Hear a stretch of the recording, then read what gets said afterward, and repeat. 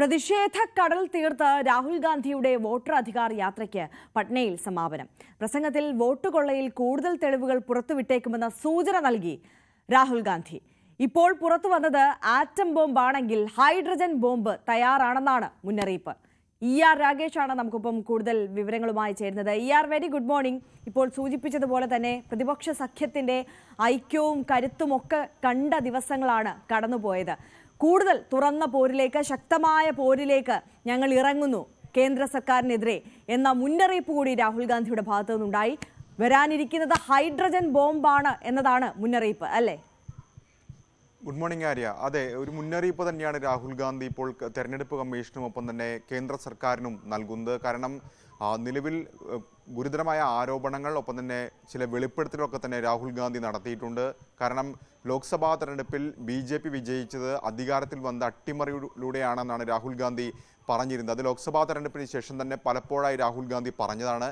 അതിനുശേഷം ഹരിയാന, മഹാരാഷ്ട്ര നിയമസഭാ തെരഞ്ഞെടുപ്പുകൾക്ക് ശേഷം ആ വാദം, ആ ആരോപണം രാഹുൽ ഗാന്ധി കൂടുതൽ ശക്തമാക്കി. അതിനുശേഷമാണ് തെളിവുകൾ നിരത്തിക്കൊണ്ട് വാർത്താ സമ്മേളനം അദ്ദേഹം നടത്തുകയും ചെയ്തത്.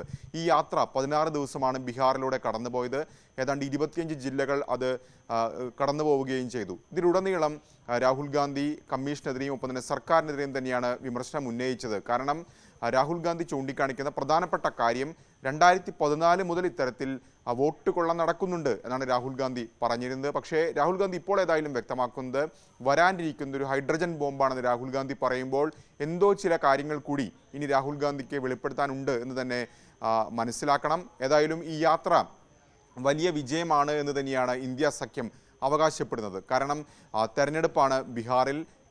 ഈ മാസം തെരഞ്ഞെടുപ്പ് തീയതികൾ പ്രഖ്യാപിക്കും. ഒക്ടോബർ അവസാനത്തോടുകൂടി നവംബർ ആദ്യവുമായി വിവിധ ഘട്ടങ്ങളിലായി ബീഹാറിൽ വോട്ടെടുപ്പും നടക്കും. അപ്പോൾ സ്വാഭാവികമായും ഇന്ത്യ സഖ്യത്തിനെ സംബന്ധിച്ച് ഒരു കെട്ടുറപ്പുണ്ടാക്കാൻ ഈ യാത്ര കഴിഞ്ഞു എന്ന് തന്നെയാണ് വിലയിരുത്തൽ. കാരണം കഴിഞ്ഞ 2005 മുതലുള്ള ബീഹാറിൻ്റെ ചരിത്രം നോക്കുകയാണെങ്കിൽ നിതീഷ് കുമാർ എന്ന് പറയുന്ന ഒരു നേതാവിനെ കേന്ദ്രീകരിച്ചുകൊണ്ടാണ് ബീഹാറിൻ്റെ ഭരണം. അത് ഭൂരിഭാഗം സമയങ്ങളിലും NDAക്കൊപ്പമായിരുന്നു അദ്ദേഹം. പിന്നീട് ചില കാലങ്ങളിൽ മാത്രം മഹാസഖ്യത്തിനൊപ്പം, ഇന്ത്യ സഖ്യത്തിനൊപ്പം നിതീഷ് കുമാർ നിന്നിട്ടുണ്ടെങ്കിൽ പോലും നിതീഷിൻ്റെ കൈകളിലാണ് ബീഹാർ. അവിടെ ഒരു മാറ്റം കൊണ്ടുവരാൻ ഇത്തവണ കഴിയുമെന്നൊരു പ്രതീക്ഷ ഉണ്ട്. പ്രത്യേകിച്ച് കഴിഞ്ഞ തവണത്തെ തെരഞ്ഞെടുപ്പ് നോക്കുകയാണെങ്കിൽ മഹാസഖ്യത്തെ സംബന്ധിച്ച് നേരിയ സീറ്റുകളുടെ വ്യത്യാസത്തിൽ മാത്രമാണ് അവർ പരാജയപ്പെട്ടത്. BJP JDU സഖ്യം 125 സീറ്റ് നേടുമ്പോൾ അന്ന് 110 സീറ്റ് നേടാൻ മഹാസഖ്യത്തിന് കഴിഞ്ഞിരുന്നു. പക്ഷേ കോൺഗ്രസിൻ്റെ പ്രകടനം ഒറ്റയ്ക്കെടുത്ത് നോക്കുകയാണെങ്കിൽ മോശം പ്രകടനമായിരുന്നു കോൺഗ്രസിൻ്റെ ഭാഗത്തുനിന്നുണ്ടായത്. അതായത് 70 സീറ്റുകൾ മത്സരിച്ചു, 19 സീറ്റുകൾ മാത്രമാണ് കോൺഗ്രസിന് വിജയിക്കാൻ സാധിച്ചത്. ബാക്കി മറ്റ് ആ മുന്നണിയിലുള്ള എല്ലാ കക്ഷികളും RJD മികച്ച പ്രകടനം കാഴ്ചവെച്ചു. ഇടത് പാർട്ടികളൊക്കെ തന്നെ ഭേദപ്പെട്ട അല്ലെങ്കിൽ മെച്ചപ്പെട്ട പ്രകടനം കാഴ്ചവെച്ചപ്പോൾ കോൺഗ്രസിൻ്റെ പ്രകടനം മോശമായിരുന്നു. അതാണ് അന്ന് ഒരു തിരിച്ചടി ഉണ്ടാക്കിയത്. ഏതായാലും ഇത്തവണ പക്ഷേ രാഹുൽ ഗാന്ധി തന്നെ നേരിട്ട് അവിടെ എത്തുകയും രാഹുൽ ഗാന്ധിയുടെ യാത്രയിൽ പിന്നീട് ഇന്ത്യ സഖ്യം ഒന്നാകെ ഭാഗമാവുകയും ചെയ്തിരിക്കുന്നു. മാത്രവുമല്ല, രാഹുൽ ഗാന്ധിയുടെ ഒരു വമ്പൻ തിരിച്ചുവരവ് എന്ന് തന്നെയാണ് കോൺഗ്രസ് നേതാക്കളടക്കം വ്യക്തമാക്കുകയും ചെയ്യുന്നത്. ഈ ഒരു സാഹചര്യത്തിൽ രാഹുൽ ഗാന്ധിക്ക് സ്ത്രീകളെ ഒപ്പം തന്നെ യുവാക്കളെ ഒക്കെ തന്നെ പാർട്ടിയിലേക്ക് ബീഹാറിൽ ആകർഷിക്കാൻ സാധിച്ചു എന്ന് തന്നെയാണ് കോൺഗ്രസ് നേതാക്കളുടെ ഹൈക്കമാൻഡിൻ്റെ ഒക്കെ തന്നെ വിലയിരുത്തൽ. അതുകൊണ്ട് തന്നെ ഇത്തവണ ഒരു മാറ്റം ഉണ്ടാകുമെന്നൊരു പ്രതീക്ഷ അവർ പങ്കുവയ്ക്കുകയും ചെയ്യുന്നു. ഏതായാലും ഈ യാത്രയിലെ കണ്ടൊരു കെട്ടുറപ്പ് സീറ്റ് നിർണയ ചർച്ചയിലും തുടർന്നുള്ള പ്രചാരണത്തിലും ഉണ്ടായാൽ അധികാരം പിടിക്കാൻ സാധിക്കുമെന്നൊരു പ്രതീക്ഷ തന്നെയാണ് നേതാക്കൾ ഈ ഘട്ടത്തിൽ പങ്കുവയ്ക്കുന്നത്. അതെ, ഇപ്പോൾ സൂചിപ്പിച്ചതുപോലെ തന്നെ ഈ വോട്ടർ അധികാർ യാത്ര ഈ ഇന്ത്യ സഖ്യത്തിന്റെ കെട്ടുറപ്പ് ഊട്ടി ഉറപ്പിച്ചിട്ടുണ്ട് എന്നതിൽ തർക്കമില്ലാത്ത കാര്യമാണ്. ആ ആത്മവിശ്വാസം രാഹുൽ ഗാന്ധിയുടെ വാക്കുകളിൽ പ്രകടമാണ്.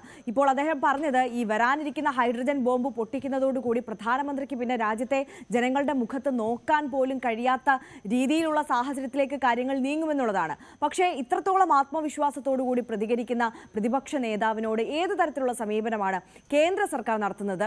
സ്വാഭാവികമായും നേരത്തെ ഒക്കെ ഉള്ളതുപോലെ എത്ര വലിയ ഭീഷണി മുഴക്കിയാലും, മുന്നറിയിപ്പ് നൽകിയാലും, പ്രതികരണങ്ങൾ ഉണ്ടായാലും പരിഹാസപൂർവ്വം അത് തള്ളിക്കളയുന്ന ഒരു രീതി തന്നെയാണോ ഈ ഘട്ടത്തിലും ഉണ്ടായിട്ടുള്ളത്?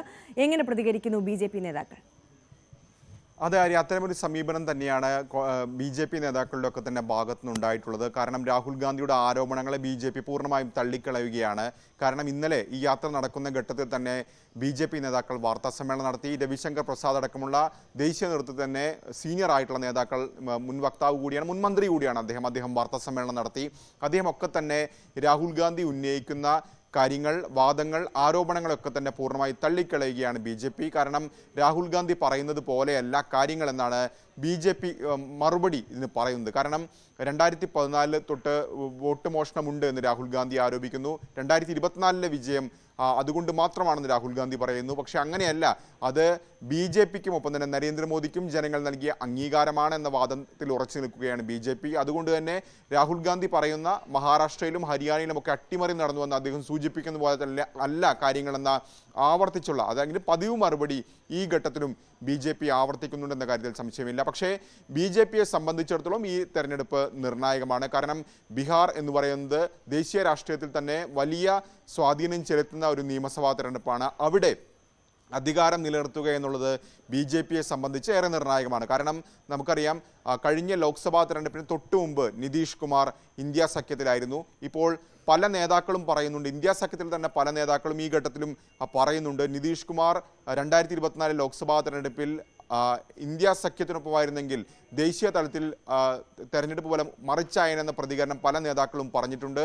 അത് മുൻകൂട്ടി കണ്ടുകൊണ്ട് തന്നെയാണ് നിതീഷിനെ വീണ്ടും തിരിച്ചെത്തുന്ന നടപടിയിലേക്ക് BJP എത്തിയത്. ഏതായാലും ഇന്ത്യ സഖ്യത്തിൻ്റെ പ്രചാരണ രീതി, പ്രചാരണ ശൈലിയൊക്കെ തന്നെ BJP ഗൗരവത്തോടെ വീക്ഷിക്കുന്നുണ്ടെന്ന കാര്യത്തിൽ സംശയമില്ല. കാരണം അധികാരം നിലനിർത്തുക എന്നത് BJPയെ സംബന്ധിച്ചും JDUവിനെ സംബന്ധിച്ചും ബീഹാർ രാഷ്ട്രീയത്തിൽ ഏറെ നിർണായകമാണ്.